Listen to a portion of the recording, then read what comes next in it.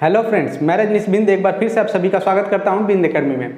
Friends, आज geography की 8th class है और हमारा जो टॉपिक है एटमॉस्फेयर यानी कि वायुमंडल। ठीक है, आज देखेंगे हम वायुमंडल के बारे में। तो चलिए आज की क्लास शुरू करते हैं बिना किसी देरी के और देखते हैं अपना पहला टॉपिक जो कि एटमॉस्फेयर है यानी कि वायुमंडल।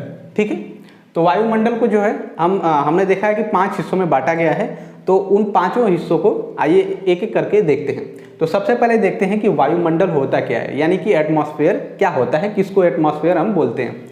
तो एटमॉस्फेयर किसको बोलते हैं? The envelope of air that completely surrounds the earth is known as atmosphere. यानी कि पृथ्वी के चारों ओर, हमारी जो अर्थ है, पृथ्वी है, उसके चारों ओर घेरे हुए वायु के विस्तृत फैलाव को वायुमंडल कहते हैं। ठीक है, यानी कि जो हमारा अर्थ है उसके चारों तरफ जो वायु है, हवा है, उसका फैलाव है, विस्तृत है, उसको क्या बोलेंगे? वायुमंडल बोलेंगे। क्लियर? अब देखते हैं कि वायुमंडल कितने टाइप्स में डिवाइड है। तो आगे देखते हैं। पहला हमारा जो है, देखिए, लेयर्स ऑफ एटमॉस्फेयर, यानी कि एटमॉस्फेयर की कितने लेयर हैं उन सभी के बारे में देखते हैं। तो पहला हमारा है ट्रोपोस्फेयर यानी कि क्षोभ मंडल। ठीक है, पहला हमारा क्या है? ट्रोपोस्फेयर यानी कि क्षोभ मंडल। क्लियर? अब देख लेते हैं क्षोभ मंडल क्या होता है, यानी कि ट्रोपोस्फेयर किसको बोला जाता है। तो यह वायुमंडल का सबसे निचला हिस्सा होता है, यानी कि निचली परत होती है। क्लियर? ये वायुमंडल की सबसे निचली परत, यानी कि वायुमंडल जो है हमारा यहाँ से शुरुआत होता है। क्लियर? वायुमंडल हमारा यहाँ से शुरुआत होता है। तो इसका मतलब ये हुआ कि यह वायुमंडल का सबसे निचली परत होती है। क्लियर? आगे देखते हैं। इसी जो इसकी ऊंचाई होती है वह ध्रुव यानी कि पोल से, ठीक है, पोल से कितना होती है? 8 किलोमीटर। 8 किलोमीटर और विषुवत रेखा से लगभग 18 किलोमीटर की इसकी लंबाई होती है।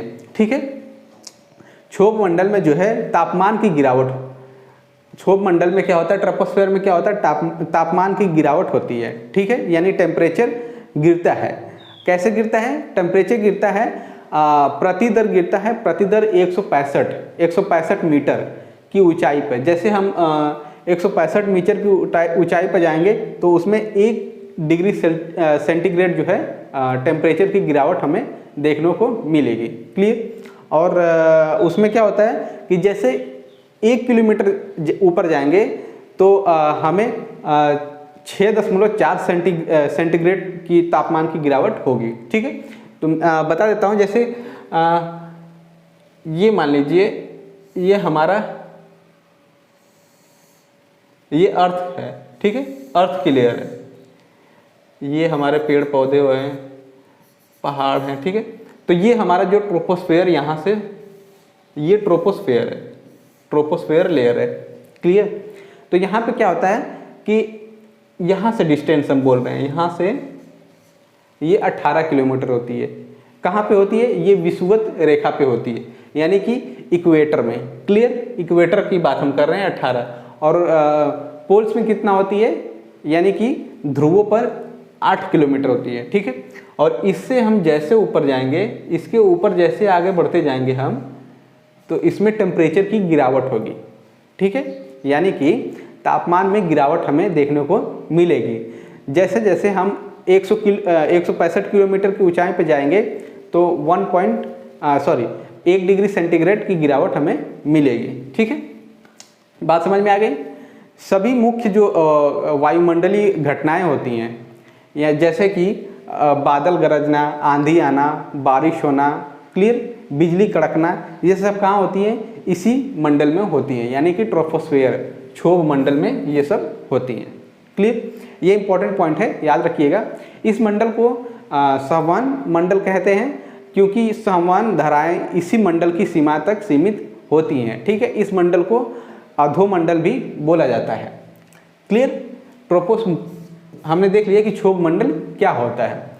तो देखा हमने कि यह जो है पहली लेयर होती है, पहली यानी कि सबसे निचली हिस्सा, सबसे निचली लेयर होती है किसकी? एटमॉस्फेयर की।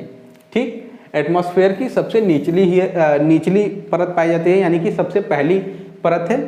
और हमने देखा कि इसकी हाइट कितनी है, इट एक्सटेंड, ये कितनी ऊंचाई पर है, it extend to the height of 18 kilometre at the equator. ठीक है, यानी कि ये जो है विषुवत रेखा तक 18 किलोमीटर तक इसकी ऊंचाई पाई जाती है। और पोल्स में कितना पाई जाती है, 8 किलोमीटर, यानी कि ध्रुव में कितना है, 8 किलोमीटर। ठीक है, इन दिस लेयर टेम्परेचर डिक्रीजेज, जैसा कि मैंने बताया इस लेयर में, ट्रोपोस्फेयर में, क्षोभ मंडल में क्या होता है, टेम्परेचर यानी तापमान की गिरावट होती है। ठीक है, तो इन this layer temperature decreases with height, जैसे जैसे हम हाइट पे जाते हैं, ऊपर आगे बढ़ते जाएंगे, टेम्परेचर जो है गिरता रहेगा। Clear, this is due to the fact, ये क्यों होता है, टेम्परेचर क्यों गिरता है, इसमें बताया गया है कि this is due to the fact that the density of air decreases, जो एयर की घनत्व होती है वह क्या होती है, गिर जाती है, डिक्रीज होती रहती है। ठीक है, density of the air decreases with the height so that heat absorb is less. ठीक है, जैसे जैसे हम ऊपर बढ़ते हैं, एयर की जो हवा का घनत्व है, डेंसिटी है, उसमें गिरावट आती है, तो इसी वजह से हीट ऑब्जॉर्ब जो होता है वह कम होता है।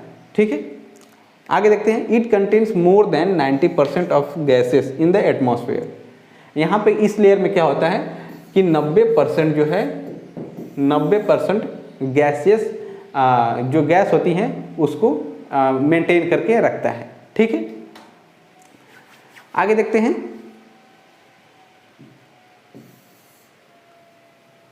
अगला पॉइंट हमने देखा था कि since most of the water vapour from clouds in this layer, all weather changes occurs in the troposphere. हमने देखा था कि जैसे घटनाएं कौन कौन सी होती हैं, बारिश होना, बिजली कड़कना, और जोर जोर से जो क्लाउड्स होते हैं, जो वर्षा आती है, जो वेपर्स होते हैं, ठीक है, वो सब इसी में होते हैं। Clear, the height at which the temperature stop decreasing is called tropopause, यानी कि ये जैसे जैसे ऊंचाई पे जाता है, या ये अर्थ की लेयर है। ठीक है, यहाँ से हम जैसे जैसे जा रहे हैं ऊपर, ये पॉइंट जहाँ पे ये ख़त्म हो रहा है, ये जहाँ पे ख़त्म हो रहा है, इस पॉइंट को क्या बोलेंगे, ट्रोपोस्पॉस बोलेंगे। ठीक, tropopause. Clear, the height at which the temperature stop decreasing, ऊपर हम जाते हैं, जैसा कि हमने देखा ऊपर जाते हुए टेम्परेचर क्या होता है, गिरता है। क्लियर, तापमान जो है गिरता है। अब यहाँ से जैसे ही हम जिस पॉइंट पे जितना ऊपर जाएंगे, ऊपर जाते हुए जिस पॉइंट पे टेम्परेचर गिरना कम हो जाएगा या बंद हो जाएगा, उसको क्या मानेंगे, ट्रोपोस्पॉस, यानी कि वहाँ पे क्षोभ मंडल खत्म हो रहा है। क्लियर, एक पिक्चर के थ्रू भी देख लेते हैं। देखिए,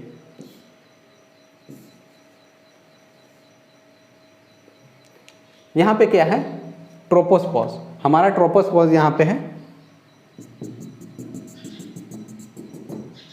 क्लियर, ये हमारा अर्थ है, ये हमारे माउंटेन्स हैं। इसी में क्या होता है कि जितनी भी वायुमंडलीय घटनाएं होती हैं, जैसे बारिश होना, बिजली कड़कना, या फिर ओले गिरना, ठीक है, ये सब इसी में होते हैं। तो इसकी हाइट हमने कितना देखा था, पोल्स में कितना तक देखा था, 8 किलोमीटर, और इक्वेटर में कितना था, 18 किलोमीटर। इसीलिए इसको हम बोलते हैं, ये देखिए, ये यहाँ तक है, तो ये हमारी पहली लेयर है, एटमॉस्फेयर की पहली लेयर है, और सबसे निचली लेयर है, क्योंकि इसके और भी ऊपर है। ठीक है, तो ये सबसे निचली एयर है और पहली लेयर है। क्लियर, आगे हमने देखा था कि इसमें जितनी भी बिजली कड़कती है, बारिश होती है, ये सब इसी में घटनाएं होती हैं। ओके, और क्या देखा था कि जैसे जैसे हाइट पे जाएंगे, ऊपर जाएंगे, टेम्परेचर क्या होता है, डिक्रीज होता है, यानी कि माइनस में होता है। क्लियर, आई होप कि आपको क्षोभ मंडल यानी कि ट्रोपोस्पॉस समझ में आ गया होगा। तो अब आगे देखते हैं।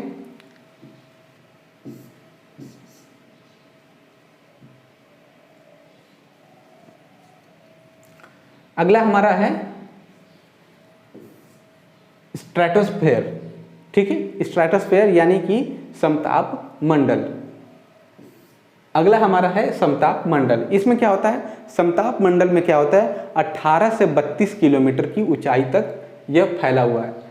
या ये जो है ट्रोपोस्फियर जहाँ पे खत्म होता है वहाँ से 50 किलोमीटर की इसकी लंबाई है, ऊंचाई है। ठीक है, इसमें तापमान जो है, टेम्परेचर जो है क्या होता है, नॉर्मल होता है, यानी कि समान होता है।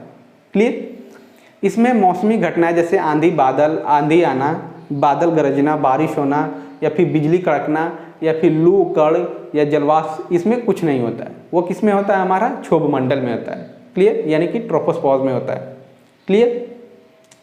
और क्या होता है इसमें, इस मंडल में वायु जो एरोप्लेन्स होती हैं, एरोप्लेन्स जो होती हैं, और जो हॉट बलून्स होते हैं, ये सब उड़ाए जा सकते हैं। उनके लिए ये बहुत ही सुटेबल लेयर मानी जाती है। क्लियर।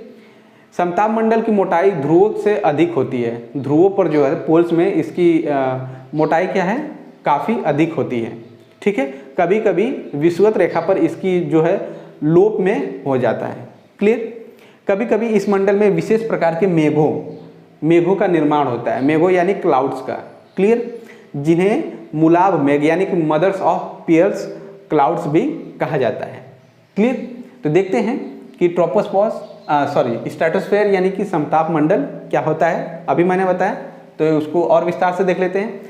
जैसा कि हमने देखा कि ट्रोपोस्फेयर क्या था, वो पहली लेयर थी और सबसे निचली। तो ये क्या हो गया, ये हो गया सेकेंड लेयर। स्ट्रेटोस्फेयर क्या हो गया, सेकेंड लेयर। समताप मंडल क्या है, दूसरी लेयर है। ठीक है, दूसरी लेयर।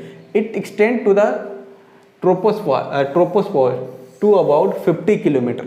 हमने देखा कि जहाँ पे ट्रोपोस्फियर में क्या देखा, ट्रोपोस्फियर में क्या देखा था, क्षोभ मंडल में क्या देखा था कि जैसे जैसे ऊपर जाएंगे तो टेम्परेचर जो है क्या होता है, डिक्रीज होता है, कम होता है। और जहाँ पे कम होना बंद हो जाएगा, खत्म हो गया, हम समझ जाएंगे ट्रोपोस्फियर वहाँ पे खत्म हो गया। ठीक है, तो उसके बाद अगली लेयर शुरू होती है। तो यहाँ से लेके अब इसके ऊपर की बात हो रही है, यहाँ से लेके इसके, तो इसकी हाइट कितनी है, 50 किलोमीटर। ठीक है, ट्रोपोस्फियर, जहाँ पे ट्रोपोस्फियर है वहाँ से लेके ऊपर हिस्सा तक इसकी कितनी है, स्ट्रेटोस्फियर की हाइट 50 किलोमीटर। ठीक है, टेम्परेचर इंक्रीजेस, इसमें क्या होता है, टेम्परेचर समान होता है या फिर इंक्रीज होता है।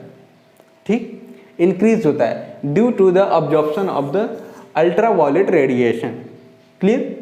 इसमें क्या होता है कि टेम्परेचर जो है इंक्रीज होता है। इंक्रीज क्यों होता है, क्योंकि जो अल्ट्रावायलेट रेडिएशन होता है, यूवी रेज, अल्ट्रावायलेट रेडिएशन होता है, उसको अब्जॉर्ब किया जाता है सन के द्वारा, सूरज के द्वारा। ठीक है, ozone present in this layer, जो सन है उसके द्वारा जो है अल्ट्रावायलेट रेडिएशन के अब्जॉर्ब किया जाता है। इसकी वजह से इसमें इंक्रीज होता है, टेम्परेचर क्या होता है, इंक्रीज होता है। ठीक, the temperature slowly decrease, increase है। इसमें क्या होता है, टेम्परेचर जो है धीरे धीरे यानी कि स्लोली इंक्रीज होता है। ठीक है, कितना होता है, 2 to 4 degree centigrade. Clear. This layer is free from clouds, this layer is free from clouds. ठीक है, क्योंकि ये क्लाउड से पूरा फ्री है, तभी इसमें कोई बारिश नहीं होती है, आंधी तूफान या फिर बिजली कड़कना इसमें नहीं होता है। ठीक है, and associated weather phenomena, hence it provides ideal flying condition. ठीक है, hence it provide ideal flying condition for large jet planes.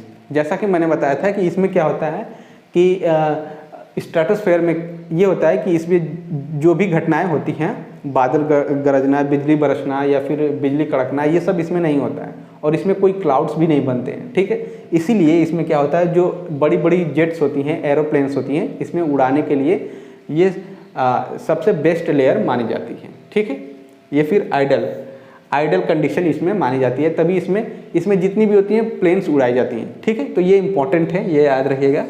Exams में पूछ देता है कि कौन से लेयर में, ठीक है, कौन से लेयर में एरोप्लेन उड़ाने के लिए कौन सा लेयर सुटेबल माना जाता है। तो कौन सा है? स्ट्रेटोस्फेयर, ठीक है, यानी कि समताप मंडल। क्लियर? आगे देखते हैं। At about 50 kilometre the temperature begins to fall again. जैसा कि हमने देखा, यहाँ से जो ट्रोपोस्फियर है उससे ऊपर जाएंगे तो उसके ऊपर जाने के बाद 50 किलोमीटर तक स्ट्रेटोस्फेयर की क्या होती है? लंबाई है, ठीक है।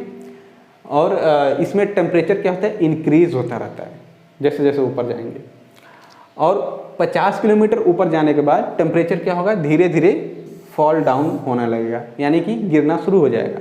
तब हम समझ जाएंगे कि स्ट्रेटोस्फेयर यानी कि समताप मंडल वहाँ पे खत्म हो रहा है, वहाँ से अब फिर दूसरी लेयर शुरू हो रही है, ठीक है। This marks the end of stratosphere, ठीक है। जैसा कि मैंने बताया कि 50 किलोमीटर ऊपर जाने के बाद उसके ऊपर 50 किलोमीटर क्रॉस करेंगे तो जो टेम्परेचर है वह गिरना शुरू हो जाएगा, यानी कि इंक्रीज होना शुरू हो जाएगा। तब हम समझ जाएंगे कि स्ट्रेटोस्फेयर वहाँ पे खत्म हो चुका है। क्लियर?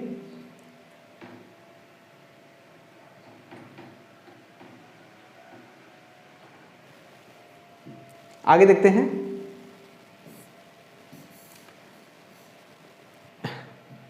एक डायग्राम के थ्रू देख लेते हैं। देखिए ये क्या है? ये हमारा अर्थ है, ठीक है।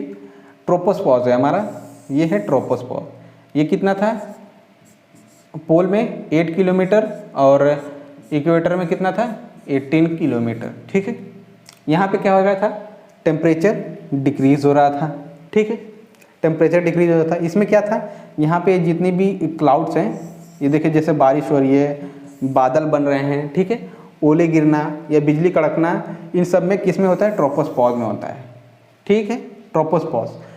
और यहाँ से लेके जैसे ही हम ये 18 किलोमीटर की हाइट हो गई, इसके ऊपर जैसे ही जाएंगे तो टेम्परेचर क्या है? बढ़ना शुरू हो जाएगा, यानी कि जो माइनस में हो रहा है वो प्लस होना शुरू हो जाएगा। तो हम समझ जाएंगे कि ट्रोपोस्फियर जो है खत्म हो चुका है।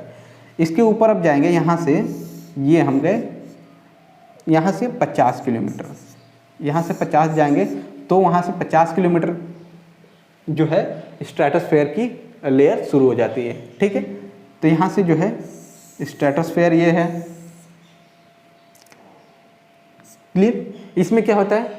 जो बादल गरजना, क्लाउड्स या फिर ये बिजली कड़कना, ये सब कुछ नहीं होता है। इसी वजह से इसमें क्या है? एरोप्लेन्स उड़ाने के लिए सूटेबल होती हैं। और इसमें टेम्परेचर क्या होता है? इंक्रीज होता रहता है, ठीक है।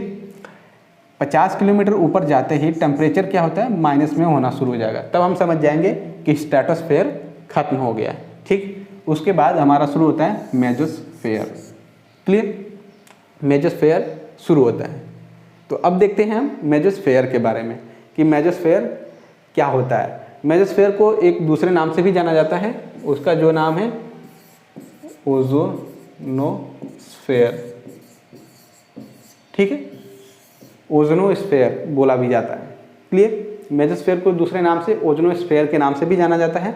तो आइए देखते हैं कि मेसोस्फेयर यानी कि ओजोनोस्फेयर क्या होता है। तो देखिए इसकी जो हाइट होती है, इसकी हाइट होती है 80 किलोमीटर, ठीक है। कितना होता है? 80 किलोमीटर। क्लियर? और ये क्या होता है?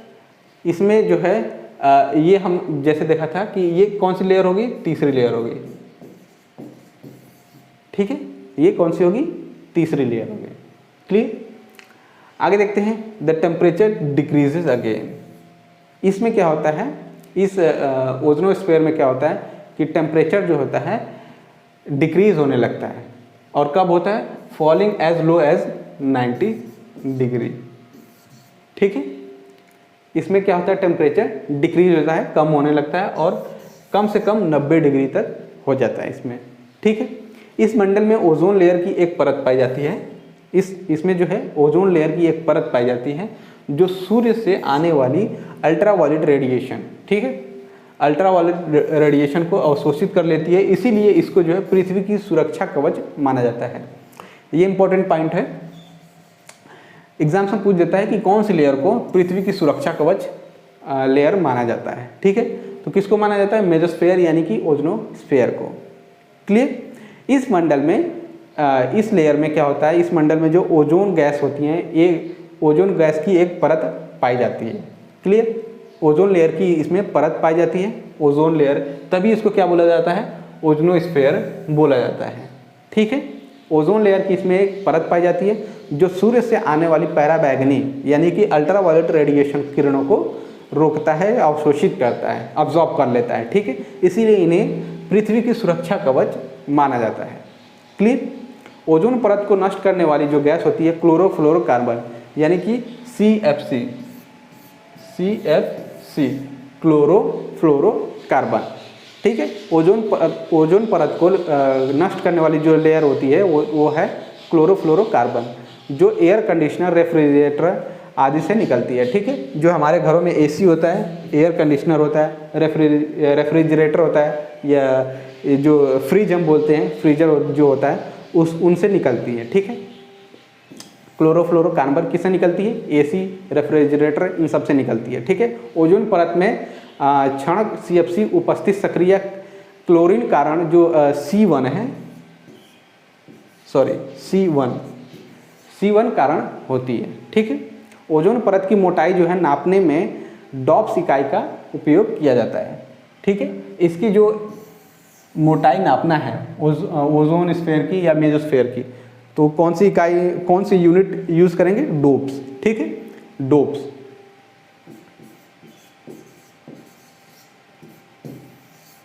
डोप्स इकाई का यूज़ किया जाता है। क्लियर, इस मंडल में ऊंचाई के साथ साथ तापमान बढ़ता जाता है।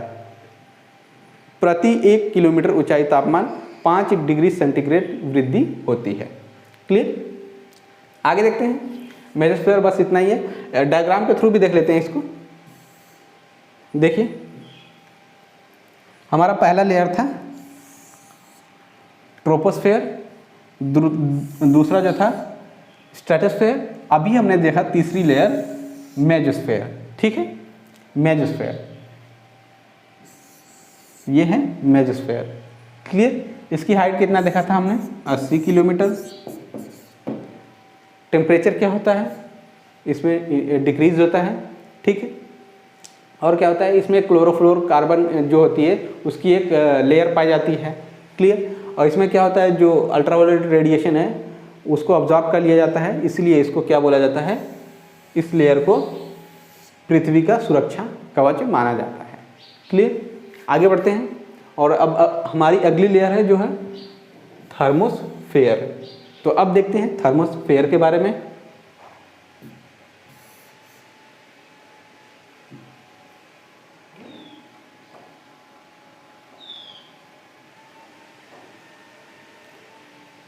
ठीक है, अब देखते हैं थर्मोस्फेयर। थर्मोस्फेयर को जो है आयनोस्फेयर के नाम से भी जाना जाता है। थर्मोस्फेयर को दूसरे नाम से भी जाना जाता है, जो है आयनोस्फेयर। ठीक है, इसको देखते हैं कि इसकी जो है हाइट कितनी है, 640 किलोमीटर। ठीक है, इसकी ऊंचाई जो है 60 से 640 किलोमीटर तक होती है।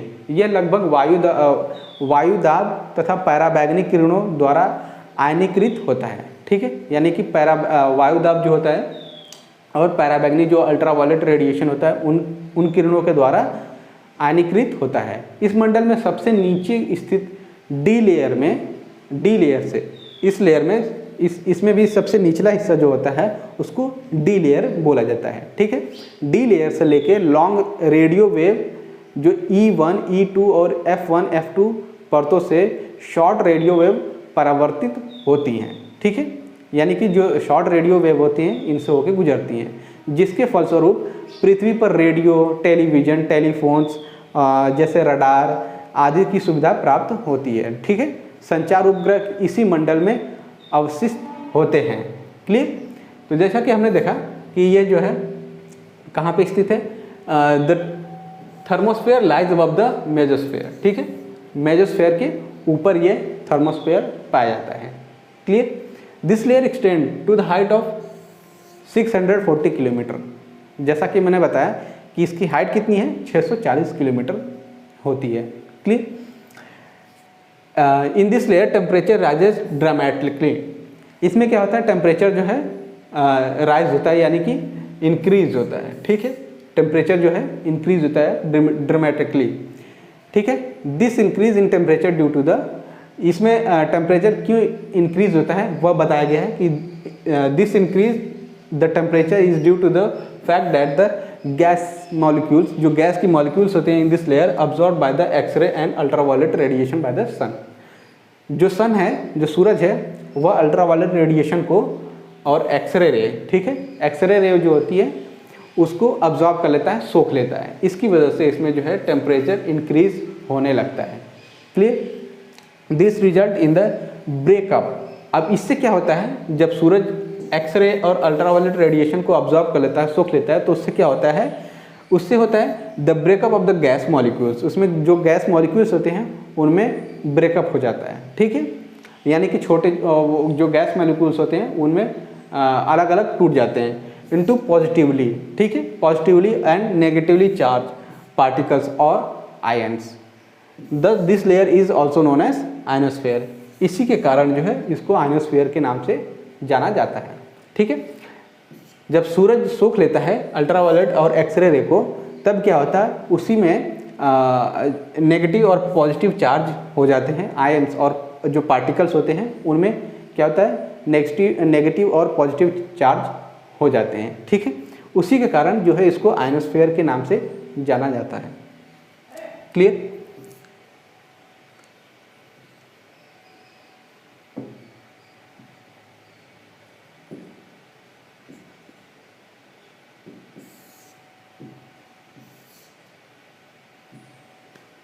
The electrically charged gas molecules of the thermosphere reflect radio waves from the earth back to the space, ठीक है।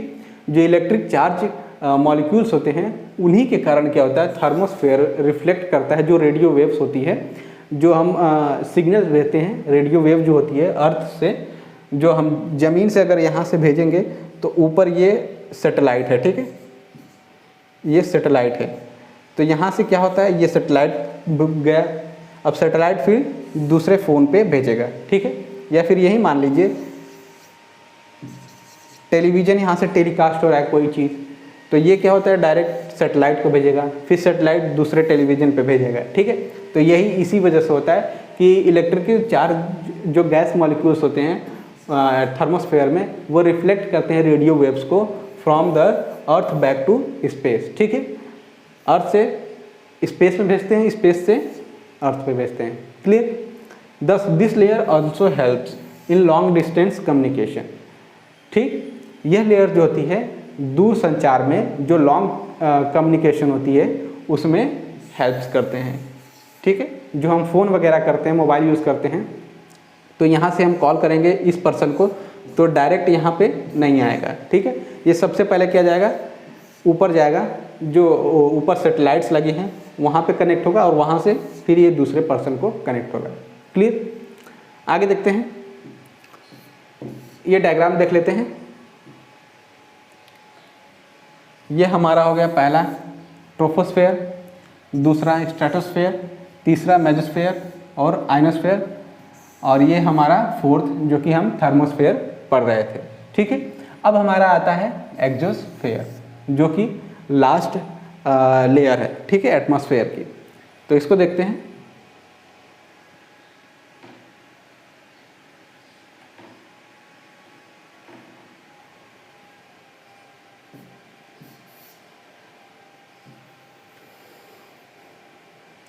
लास्ट हमारा है एक्सोस्फेयर, ठीक है, यानी कि महामंडल, ठीक। महामंडल के बारे में देखते हैं। इसकी हाइट कितनी है? इसकी हाइट है 960 किलोमीटर, ठीक है, 960 किलोमीटर, और इसकी कोई ऊपरी सीमा निर्धारित नहीं की गई है, यानी कि इसका जो है कोई लिमिट नहीं है, इसकी कोई ऊपरी सीमा जो है निर्धारित नहीं की गई है, ठीक है। इस मंडल में जो है हाइड्रोजन और हीलियम गैस की प्रधानता पाई जाती है, यानी कि इसमें जो है हाइड्रोजन और हीलियम, ये दोनों जो गैसेस पाई जाती हैं, ठीक है।